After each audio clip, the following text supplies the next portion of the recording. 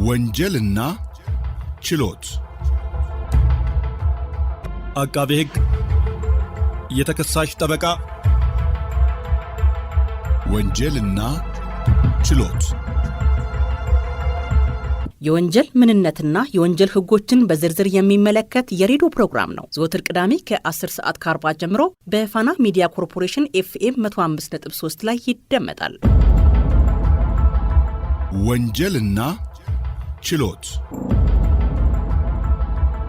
በአውሮፓ ህብረት የገንዘብ ድጋፍ የፌዴራል ጠቅላይ ፍርድ ቤት የወንጀል ፍትህ ስርዓት ማሻሻያ ፕሮግራም ከፋና ሚዲያ ኮርፖሬሽን ጋር በመተባበር የሚያቀርቡት ሳምንታዊ ፕሮግራም ነው። ወንጀልና ችሎት።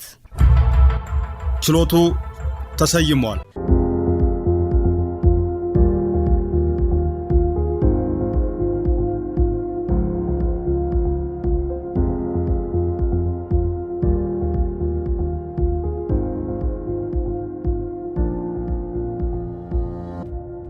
የዓለም አቀፍ የዳኝነት ክፍያ አሰላል እንደተመረጠው የዳኝነት ተቋምና እንደ ክርክሩ አይነት ይለያያል። ሆኖም በአብዛኛው ዓለም አቀፍ ተቋማት የሚከተሉት መሰረታዊ የክፍያ መዋቅሮችና የአሰላል ዘዴዎች አሏቸው። የአሰላል ሂደቱንም በሁለት መንገድ ከፍሎ ማየት ይቻላል። የመጀመሪያው በክርክሩ ዋጋ ላይ የተመሰረተ ሆኖ በብዛት እንደ ዓለም አቀፍ የንግድ ምክር ቤት ባሉ ተቋማት የሚሰራበት ነው።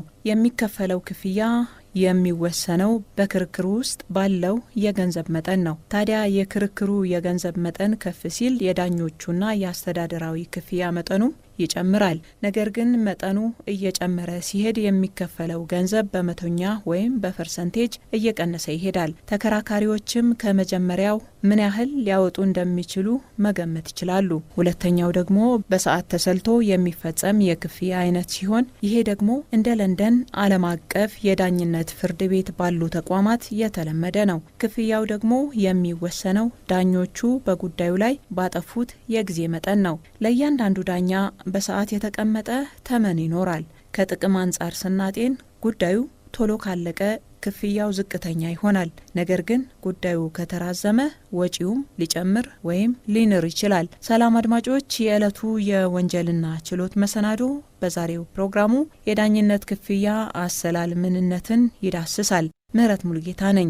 ክቡራትና ክቡራን የዝግጅታችን ተከታታዮች መሸጋገሪያ አድምጠን ስንመለስ የዳኝነት ክፍያ አሰላል ማለት ከትርጓሜው ጀምሮ ምን ማለት እንደሆነ ከማየት እንጀምራለን።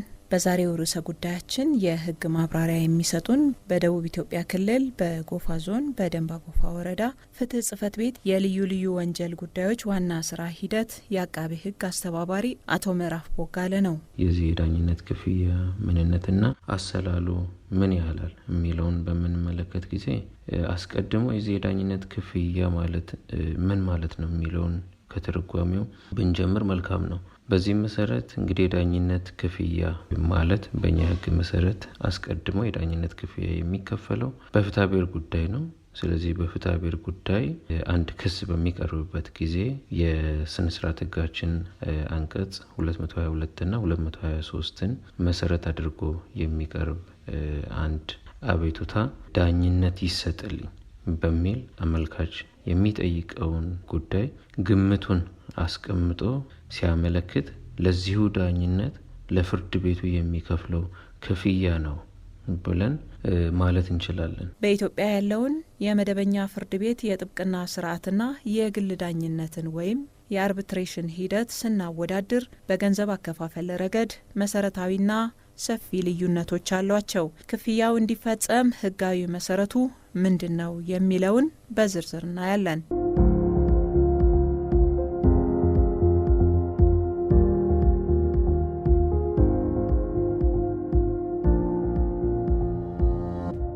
ይህንን ክፍያ ለመክፈል ደግሞ በሀገራችን ክፍያ እንዲፈጸም ህጋዊ መሰረት የሆኑ ግራውንዶች ምንድናቸው የሚለውን ስንመለከት የመጀመሪያው እንግዲህ የፍትሐብሔር ስነ ስርዓት ህግ ቁጥር 215 ነው። ስለዚህ በፍትሐብሔር ስነ ስርዓት ህጋችን አንቀጽ 215 መሰረት ዳኝነት ክፍያን በሚመለከት የሚቀርቡ ማናቸውም ክሶች ሁሉ ዳኝነት ካልተከፈለባቸው በቀር ተቀባይነት በፍርድ ቤቱ አስቀድመው ሊያገኙ እንደማይችሉ ስነ ስርዓት ህጋችን ያዛል። ከዚህም በሚቀጠል ደግሞ ክፍያዎች በሚደረጉበት ጊዜ ተመናቸው እንዴት ሊሆን ይገባል የሚለውን በተመለከተ እንግዲህ ፍርድ ቤቶች በእኛ ሀገር መሰረት እንግዲህ የፌዴራል እና የክልል ፍርድ ቤቶች አሉ። ሁለቱም የራሳቸውን የዳኝነት ክፍያን በተመለከተ ያወጧቸው ደንቦች አሉ። የፌዴራል ፍርድ ቤቶች የዳኝነት ክፍያ ለመወሰን የወጣ ደንብ ቁጥር 1/2017 ይባላል። እኛ ደግሞ አሁን ያለንበት የደቡብ ኢትዮጵያ ክልል የዚህ ዳኝነት ክፍያን ለመወሰን የወጣ ደንብ ቁጥር 17/2017 ይባላል እና እነዚህም የፌዴራሉ በአንቀጽ 7 የደቡብ ኢትዮጵያው ደግሞ በአንቀጽ 8 መሰረት ልክ እንደ ስነ ስርዓት ህጉ መሰረት ክፍያዎች ለፍርድ ቤት አስፈላጊውን ተመን መሰረት አድርገው ካልተከፈሉ ዳኝነት እንደማይሰጣቸውና ክፍያቸው ሊፈጸም እንደሚገባ የሚደነግጉ ናቸው። ስለዚህ እነዚህን 3 ህጋዊ መሰረቶች አንድ ሰው አንድን ጉዳይ ለፍርድ ቤት በሚያቀርብበት ጊዜ አስፈላጊውን ክፍያ ፈጽሞ ዳኝነትን እንዲያገኝ መሰረት የሆኑ ጉዳዮች ናቸው ማለት ነው። በፍርድ ቤት ማንኛውም መዝገብ የራሱ የሆነ ቁጥር ኖሮት ፋይል ይከፈትለታል።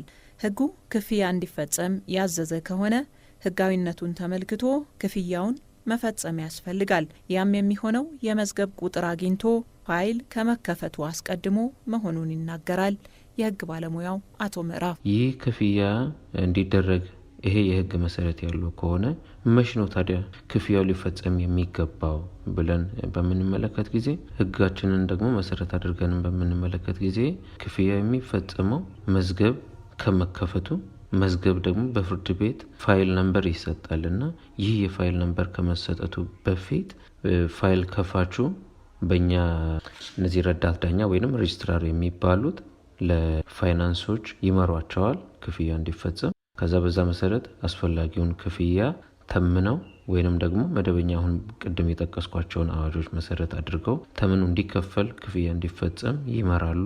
በዚህ መሰረት አስፈላጊው ክፍያ ተፈጽሞ ደረሰኝ በሚቀርብበት ጊዜ የክሱን ይዘት ሌጋሊቲውን ተመልክተው ክስ ፋይል የሚከፍቱ ይሆናል ማለት ነው። ስለዚህ ክፍያ የሚፈጸመው መዝገቡ ከመከፈቱና ቁጥር ከመሰጠቱ አስቀድሞ ነው ማለት ነው ክፍያ የሚፈጸመው። የዳኝነት ክፍያ አይነቶች አሉ። አሰላሉን በተመለከተ ከትንሹ ክፍያ እስከ ትልቁ ክፍያ የመዝገብ ቁጥር ተሰጥቶት አቤቱታ ከመቅረቡ በፊት ተመን ይወጣለታልም።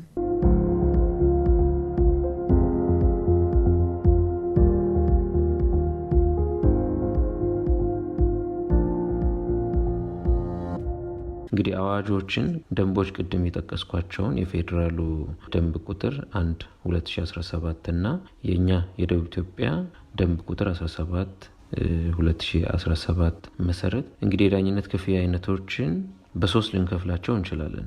አንደኛ በዚህ በገንዘብ ሊተመኑ የሚችሉ ጉዳዮች፣ በገንዘብ ሊተመኑ የማይችሉ ጉዳዮችና ዳኝነት የማይከፈልባቸው ጉዳዮች ብለን በ3 ልንከፍላቸው እንችላለን። ስለዚህ በገንዘብ ሊተመኑ የሚችሉ ጉዳዮችን በተመለከተ ሁለቱም አዋጆች የራሳቸውን የተመን ሰንጠረዥ አውጥተዋል። በዚህም መሰረት ያንን ሰንጠረዥ መሰረት ተደርጎ ይሄ ማለት አንድ አቤቱታ በሚቀርብበት ጊዜ የገንዘብ መጠኑ አክቹአሊ በአቤቱታው ላይ የተጠቀሰ ከሆነ ያ የገንዘብ መጠን የሚገባበት የራሱ ሬንጅ አለው፣ ሰንጠረዥ ይወጣለት ማለት ነው። ለምሳሌ አንድ አቤቱታ ታቀርቢያለሽ። ያቀረብሽው አቤቱታ የገንዘብ መጠኑ ብር 20,000 ብር ቢሆን ይህ ፐርሰንቴጅ ወጥቶለታል። የ20% 10% ክፍያ ነው የምትፈጽመው። ይሄ ማለት የ20,000 ብር ጉዳይን ፍርድ ቤት እንዲዳኝልሽ ይዘሽ ብትቀርቢ ለዛ 10% ክፍያ ማለት 2,000 ብር የምትከፍይ ይሆናል ማለት ነው። ልክ እንዲሁ እያለ ለምሳሌ ጉዳዩ ከ2,001 ብር እስከ 40,000 ብር የሚገመት ጉዳይ ከሆነ ይሄ ደግሞ ፐርሰንቱ እየቀነሰ ነው የሚሄደው። 9% ነው የሚሆነው። የዚህ 9% ማለት ወደ 3,600 ብር ይመጣል ማለት ነው። እንዲሁ እያለ እስከ ፈለገው ገንዘብ ቢመጣ እስከዛው ድረስ ፐርሰንት አለው። ከ0 እስከ 20% ያሉ አቤቱታዎች በግልጽ ተመናቸው የሚታወቁ 10% ሲሆን ትንሹና የመጨረሻው ከ1 ሚሊዮን ብር በላይ ለሆነ ጉዳይ ደግሞ ትንሹ ክፍያ የ1 ሚሊዮን ብርና ከዛ በላይ ለሆኑ ገንዘቦች 1% ነው የሚከፈለው።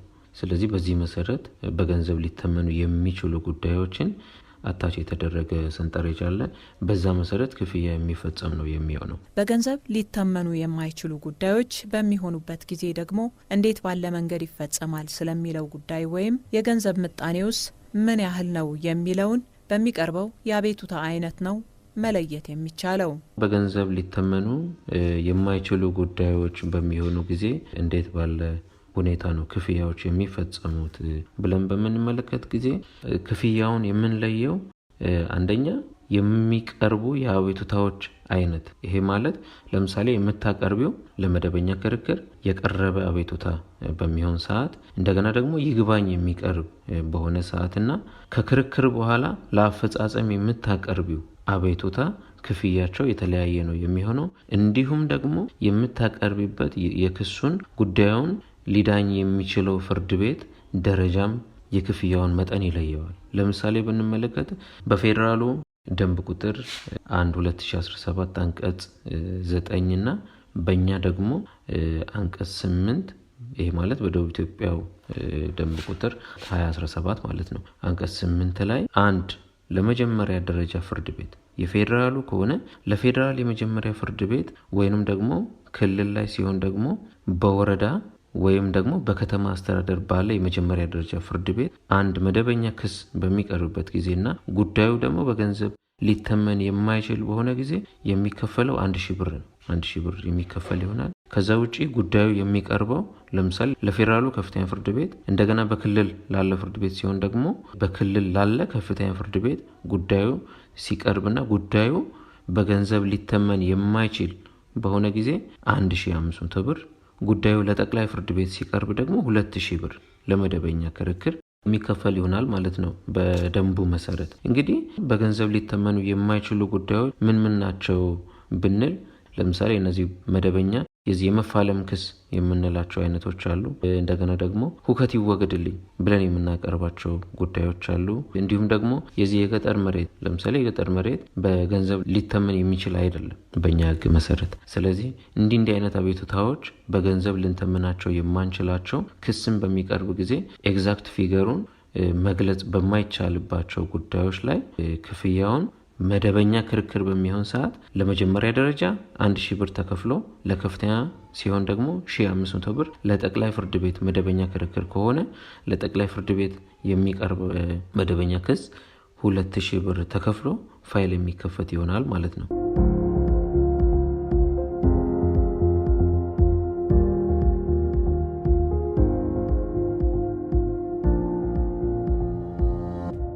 ሰዎች መፍትሄ ባጡበት ጉዳይ ተካሰው ይረታሉ።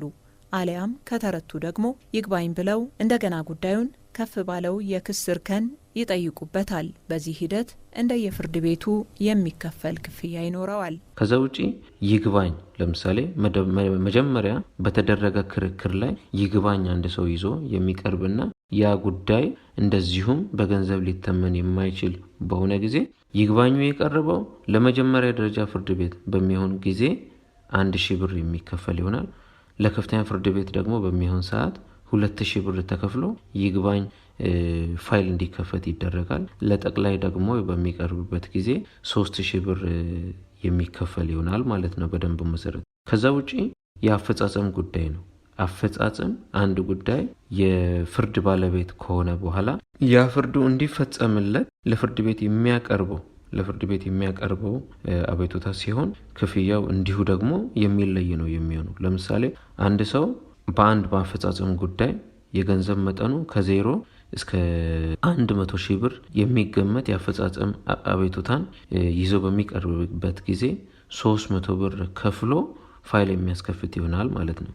እንደዚሁም ደግሞ ለምሳሌ ከ101,000 ብር እስከ 200,000 ብር የሚገመት የአፈጻጸም አቤቱታ የሚያቀርብ ከሆነ 500 ብር የሚከፍል ይሆናል። ከ201,000 ብር እስከ 500,000 ብር የሚገመት በሚሆን ሰዓት እስከ 1,000 ብር የሚከፍል ይሆናል። እንዲሁ እያለ ለምሳሌ እስከ 10 ሚሊዮን ብር እና ከዛ በላይ በሚሆን ሰዓት እስከ 3,000 ብር ከፍሎ የአፈጻጸም ክስን ወይንም አቤቱታን ለፍርድ ቤት ሊያቀርብና ፋይል ሊያስከፍት ይችላል ማለት ነው። ክፍያውም የሚፈጸመው በዚህ መመሪያ መሰረት ነው ማለት ነው። እንግዲህ በገንዘብ ሊተመኑ የማይችሉ ጉዳዮች ለፍርድ ቤት በሚቀርቡበት ጊዜ በዚህ የተመን ልክ የሚፈጸሙ ይሆናሉ። መደበኛ ፍርድ ቤቶች መንግስት ለዜጎች የሚሰጠው አገልግሎት ስለሆነ ወጪው በአንጻራዊነት ዝቅተኛ ነው። ይሁንና በዚህ ሂደት ተከራካሪዎች ለዳኞች ደሞዝ አይከፍሉም። የዳኞችን ደሞዝ የሚሸፍነው መንግስት ነው። የፍርድ ቤት ክፍያ የሚወሰነው በክሱ ዋጋ ላይ ተመስርቶ ሲሆን አብዛኛውን ጊዜ ገደብ አለው። ምንም እንኳን የክሱ መጠን ቢጨምርም የፍርድ ቤት ክፍያው ከተወሰነው መጠን በላይ አያልፍም። ይህንም መሰረት በማድረግ ደንቦቹ የተለያዩ ክፍያዎችን አካተው ይገኛሉ። ከዛ ውጪ እነዚህ ደንቦች ደግሞ በተጨማሪ የተለያዩ ክፍያ አይነቶችን እንዲሁ ደግሞ አካተው ነው ያሉት። ይሄ ማለት ከነዚህ ጉዳዮች ውጪ ለሆኑ አቤቱታዎች አንድ ሰው ወደ ፍርድ ቤት በሚቀርብበት ጊዜ እንዴት ባለው ሁኔታ ክፍያን ይፈጽማል የሚባለውን ጉዳይ ስንመለከት ለምሳሌ በደቡብ ኢትዮጵያው የዳኝነት ክፍያ ለመወሰን በወጣው ደንብ ቁጥር 17/2017 አንቀጽ 11 መሰረት የፌዴራሉም ተመሳሳይ ነው። ኖርማሊ ክልሎቹ የፌዴራሉ ቅጂዎች ናቸው። ስለዚህ በዚህ መሰረት ለምሳሌ አንድ ሰው ለምስክር መጥሪያ ለማውጣት ቢፈልግ ለአንድ ሰው በነፍስ ወከፍ 50 ብር ከፍሎ መጥሪያ ከፍርድ ቤት ይወስዳል ማለት ነው። እንደገና ደግሞ በዚህ በፍርድ ቤት መዝገብ ውስጥ የሚገኙ ማናቸውንም እነዚህ ሰነዶች ወይንም ግልባጭ ለመውሰድ ይሄ ማለት ለምሳሌ ይግባኝ ቅሬታን ለማቅረብ የፈለገ ሰው በአንድ ጉዳይ ላይ ቅሬታ የተሰኘ ሰው ይግባኝ መጠየቅ ቢፈልግና መደበኛ የፍርድ ቤት መዝገብ አባሪዎች ኮፒ ለማድረግ በገጽ 10 ብር ተመን ወጥቶለት ክፍያ ፈጽሞ የሚወስድ ነው የሚሆነው ማለት ነው።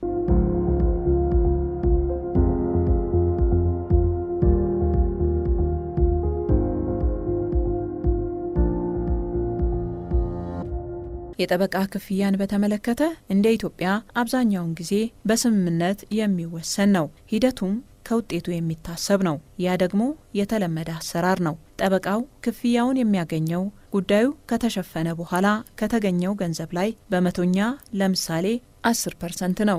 ሌላው በቤተሰብ ደረጃ ማለትም በጥንዶች መካከል የተፈጸሙ ውሎች ሊሆኑ ይችላሉ። የማረጋገጫ ጥያቄ ቢያቀርቡም ጥያቄያቸው ምላሽ ያገኛል። ሌላው እነዚያው ለምሳሌ በቤተሰብ ሕግ መሰረት በባልና ሚስት መካከል የሚደረጉ ውሎች ለምሳሌ ይረጋገጥልኝ ብሎ አንድ ሰው ወደ ፍርድ ቤት ቢሄድ 1500 ብር የሚከፍል ይሆናል። ከዛ ውጪ በዚህ በፍርድ ቤት ጊዜያዊ የመጠበቂያ እርምጃዎች ወይም ለምሳሌ እነዚህ እግድ እንዲሰጥ ምናምን የሚቀርቡ አቤቱታዎች ለፍርድ ቤት በሚቀርቡ ጊዜ ለነዚህ አቤቱታዎች ፋይል ማስከፈቻ 2000 ብር የዳኝነት እንዲከፈል ደንቡ ያዛል ማለት ነው። ከዛ ውጪ እነዚህ ለምሳሌ ከፍርድ ቤት ባለሙያ ለማግኘት የሚቀርቡ አቤቱታዎች ይሄ ማለት ለምሳሌ አሁን ፍርድ ቤቶች ለግልግል ዳኝነት አንድ ሰው ቢፈልግ ወይንም ደግሞ እነዚህ ውርስ ለማጣራት ከፍርድ ቤት ባለሙያ ይመደብልኝ ተብሎ ቢጠየቅ ይህንን አገልግሎት ለማግኘት ለፍርድ ቤቱ አቤቱታ ካቀረበ የዳኝነት ክፍያ 100 ብር መክፈል አለበት አንድ ሰው። ከዛ ውጪ እነዚህ ለምሳሌ አንድ ሰው ይግባኝ በአንድ ጉዳይ ላይ ቅር ቢሰኝና ይግባኝ መጠየቅ ቢፈልግ ይህንን ይግባኝ ቅሬታውን ለፍርድ ቤት ለከፍተኛው ፍርድ ቤት የሚያቀርብበት የጊዜ ገደብ አለ።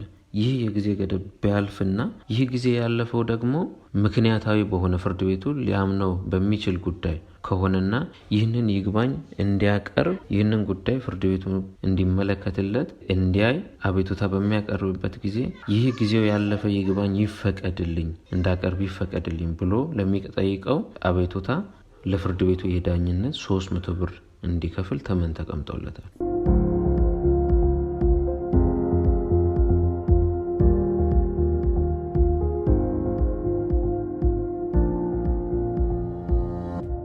የተወደዳችሁ አድማጮች በዛሬው የወንጀልና ችሎት ፕሮግራማችን የዳኝነት ክፍያ አሰላልን ከሕግ ባለሙያው ምዕራፍ ቦጋለ ጋር ሆነን በስፋት ቅኝት አደረግን። ሳምንት ሌላ ርዕሰ ጉዳይ ይዤ እመለሳለሁ። ምህረት ሙልጌታ ነኝ። ጤና ይስጥልኝ። ወንጀልና ችሎት አቃቤ ሕግ፣ የተከሳሽ ጠበቃ፣ ወንጀልና ችሎት የወንጀል ምንነትና የወንጀል ሕጎችን በዝርዝር የሚመለከት የሬዲዮ ፕሮግራም ነው። ዘወትር ቅዳሜ ከ10 ሰዓት ከ40 ጀምሮ በፋና ሚዲያ ኮርፖሬሽን FM 105.3 ላይ ይደመጣል። ወንጀልና ችሎት በአውሮፓ ህብረት የገንዘብ ድጋፍ የፌዴራል ጠቅላይ ፍርድ ቤት የወንጀል ፍትህ ስርዓት ማሻሻያ ፕሮግራም ከፋና ሚዲያ ኮርፖሬሽን ጋር በመተባበር የሚያቀርቡት ሳምንታዊ ፕሮግራም ነው። ወንጀልና ችሎት። ችሎቱ ተሰይሟል።